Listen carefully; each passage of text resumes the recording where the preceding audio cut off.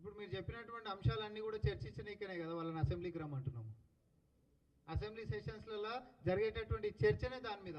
నిజంగానే మేము చేసినామా చేయలేదా, మీరు అడిగినటువంటి ప్రశ్నలు బాధ్యత ప్రతిపక్ష నాయకులు వచ్చి ఆడ అడుగుమని చెప్తున్నాం. ఉత్తర తెలంగాణ సింగరేణి కార్మికుల నుంచి మొదలు పెట్టుకుంటే హైదరాబాద్ ప్రకృతి సాక్షిగా అది మూసి ప్రక్షాళన అయినా, లేకపోతే హైడ్రా అయినా, లేకపోతే అంతరించిపోయినటువంటి పక్షులు తిరిగి వస్తున్నటువంటి సందర్భాల గురించి లెక్క పెట్టుకుంటే దక్షిణ Telangana Kodangal lift irrigation project దాకా కాంగ్రెస్ ప్రజా పరిపాలన మేము చేస్తున్నామా లేదా మాకు చెప్పే దమ్ము ధైర్యం ఉంది. మీరు ఏదైనా అడుగుండని మేము అంటున్నాం. చట్టసభలకు రండి, వచ్చి అడుగుండ్రి. మీరు ఇది చేస్తామన్నారు, ఇది ఎందుకు చేయలేదని చెప్పి అడగండి. ఈరోజు ఇప్పుడు వాళ్ళ లెక్క పాలాభిషేకాలు అంటే ఎరువులు మొత్తం ఫ్రీ అని చెప్పి పాలాభిషేకాలు చేయించుకొని తర్వాత తెడ్డు చూపించినటువంటి ప్రభుత్వం కాదు మాది. మేము సంక్షేమం అని ఏదైనా చెప్పినాం అనుకో, చేసిన తర్వాత మాకు పాలాభిషేకాలు చేస్తూ ఉన్నారు. కొలువులు మేము ఇచ్చిన తర్వాత మాకు పాలాభిషేకాలు చేస్తూ ఉన్నారు. ఈరోజు హోంగార్డులకు పెంచినటువంటి వేతనాలు ఈరోజు పాలాభిషేకాలు చేసి చూపిస్తూ ఉన్నారు. మేము రైజింగ్ తెలంగాణ అంటున్నాం. మీదేముండే అప్పులల్లా మొత్తం మాకు పెట్టిపోయినటువంటి కుప్పలల్లా ఆర్థికంగా కుదేలైనటువంటి ఈ యొక్క రాష్ట్రాన్ని ఒక పక్క క్రమశిక్షణగా రూపాయి పోగు చేసుకుంటా, దుర్వినియోగం కాకుండా చూసుకుంటా, కాళేశ్వరం అని 1,50,000 కోట్లు తీసుకొని పోయి ఆడ గంగల పడేసిండు.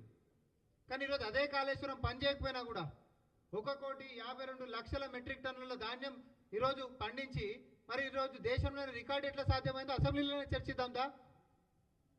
54,000 కొలువులు ఒక ఏడాదిలో, అంటే యావరేజ్గా రోజుకి 150 కొలువులు మేము ఎట్లా ఇచ్చినాం మేము చర్చిస్తాందా. నువ్వు ఎన్ని ఇచ్చినావు 10 ఏళ్ళలో చర్చిద్దాందా. ఏ అంశం అనే రండి, ఫస్ట్ అసెంబ్లీకి రండి. మేము కోరుకుంటుందే కదా.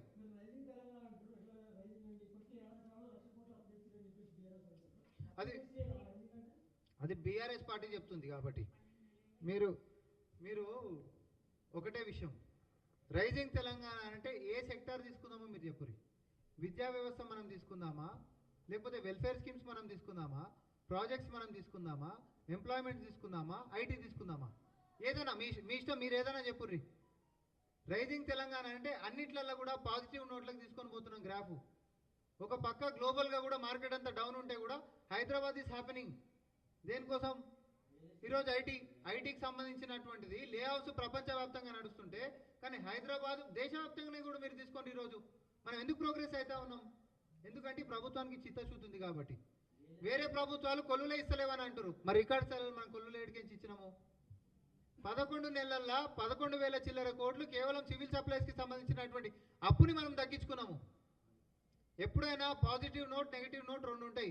రైజింగ్ తెలంగాణ అంటే వాళ్ళ దాంట్లో రైజింగ్ ఏమో అప్పులలో ఉండే, మేమేమో అప్పులను తగ్గించుకుంటా సంక్షేమాలు ప్రగతి పదాన్ని చూపించుకుంటా మేమేమో రైజింగ్ అంటా ఉన్నాం. That's the difference.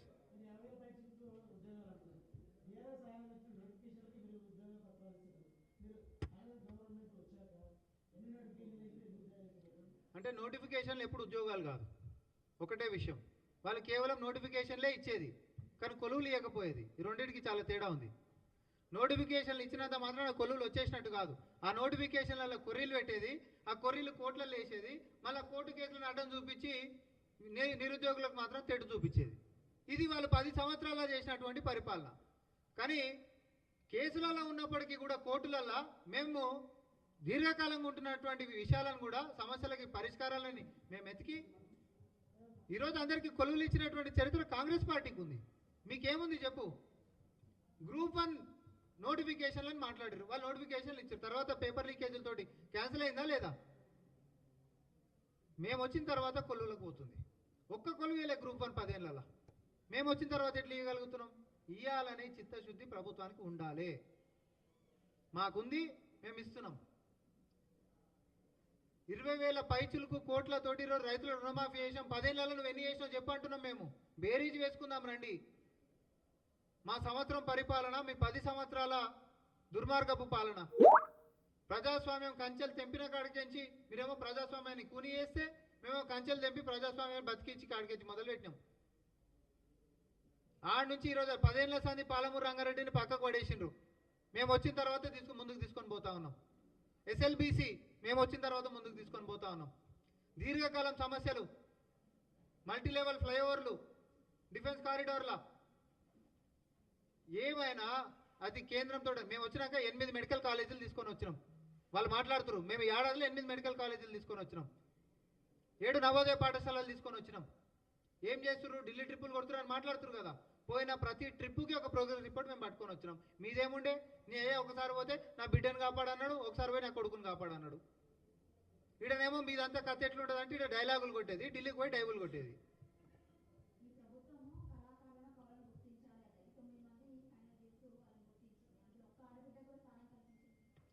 అందరినీ గుర్తించుకుంటూ వస్తున్నారు. అసలు 10 సంవత్సరాలలో వాళ్ళ అడ్రస్లే లేవన్నటువంటి ప్రభుత్వం నుంచి ఈరోజు గడీల కాడ గంటల తరబడి వెయిట్ చేపించినటువంటి పరిపాలన నుంచి గద్దర్ గారు లాంటి యొక్క పేరు మీద అవార్డులకే వారి యొక్క పేరు ప్రాముఖ్యతలను ముందుకు తీసుకొని పోతున్నటువంటి దాంట్లో దయచేసి మా చిత్తశుద్ధిని చూడండి. అమరవీరుల అడ్రస్లే లేవని చెప్పారు వాళ్ళ పరిపాలనలో. అమరవీరుల అడ్రస్లు అడిగితే అడ్రస్లే లేవని చెప్పారు.